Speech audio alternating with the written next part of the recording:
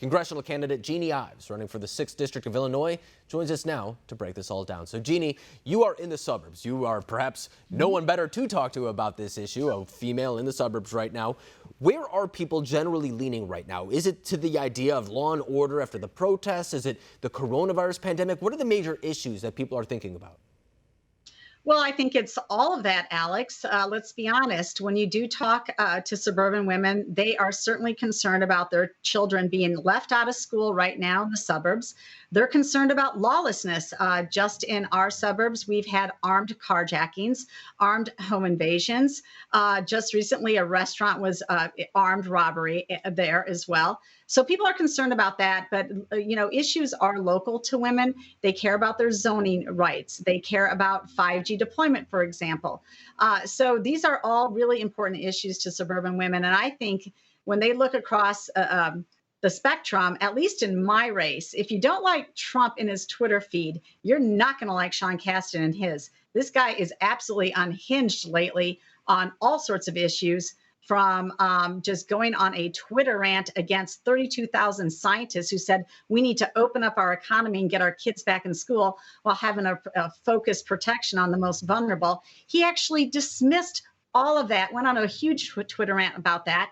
He, he's called all of his Republicans Nazi sympathizers and on and on and on. His Twitter is far worse than President Trump's, quite frankly.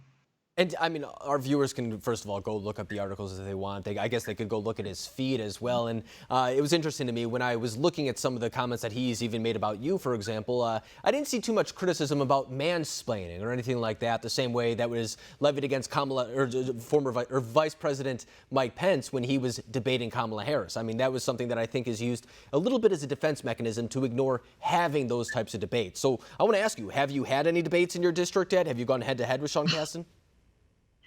Yes, we have. Of course, he wanted to make sure that they were over Zoom. So we had these distant debates, which are a little more awkward. And so we had 2 debates so far. We had another one scheduled for next week. And yesterday, our campaign found out that he backed off of that debate. With public television, which is a forum that nearly every single candidate always participates in, Sean Casten said that he didn't want to debate me a 3rd time. I mean, I think that speaks volumes within itself, too, because, I mean, I understand the concerns about remote debating. It's an awkward setting, especially if we saw the first presidential debate. Talking over people on Zoom does not work. It doesn't even work in person, if we're being completely honest. And to try to translate then to a different technology, it's just a weird thing to get across. But I think that it's problematic, too, for the average voter, because I think that right now there are not a large amount of people who are undecided voters, but those are the people that could make the difference come the election day. So I think making sure that they can contrast the 2 candidates is so important. So if you don't have a debate coming up, how else are you trying to get your message out? Well, let's be clear here. It was Sean Casten who demanded the Zoom format, not us. We were willing to go socially distanced apart with all the equipment in the studio and have that debate. He didn't want to. And now, since he presented so poorly in those debates, he's now backed off of a 3rd chance for voters to assess both of us on policy differences, on temperament, on how he would deal with important issues. He doesn't want people to understand where he stands because for him, it's all one more government program and massively more taxes as the solutions to our problems. And so, we were taking him to tasks on every single thing, pointing out his hypocrisy on core issues from energy to Medicare for all, to you name it. And he didn't want to face that again. So we're getting to our voters in all sorts of ways. We're in the mailbox, we're on digital, we're on cable, we're knocking doors, and we're meeting them. And it's going to be a groundswell for the Ives campaign coming down to the end here. And even if we go back to the very top of the ticket with President Trump, we know that the Trump campaign is looking at the suburbs right now, saying that women are that key demographic who were a big the catalyst for him back in 2016. But now they're starting to see at least internal polling showing that support isn't there anymore. And I want to touch on Sean Casten because he upset a Republican back in 2018. He's now in office and now he's being challenged by yourself. But is that representative of the direction of the suburbs? Are they becoming more competitive for these more progressive type characters, or do you think that Sean Casten is just kind of a one-off? Well, we hope he's a one-off. We're going to make sure he's a one-off.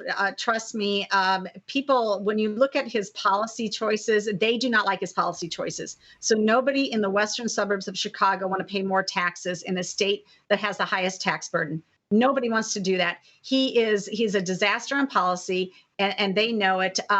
Unfortunately, there has been a demographic shift into the suburbs for our safe streets, our better schools, our open space. And so we're fighting a little bit of the demographics. But overall, I am convinced that people are waking up to the big progressivism that's part of the Democrat Party, and the fact that Sean Casten is so far out there. 100% voting record with Nancy Pelosi does not serve the western suburbs of Chicago well, or this district. So we're making that point time and time again with voters, and we're winning them over. Yeah, and we've been keeping a close eye on your race too, because it could be an indicator of where the entire country goes when it comes to the suburbs as well. And I don't think we have to revisit that issue of how important that demographic is going to be. But Jeanne Ives, I really appreciate you coming on the program tonight, breaking down where your race stands. Thank you.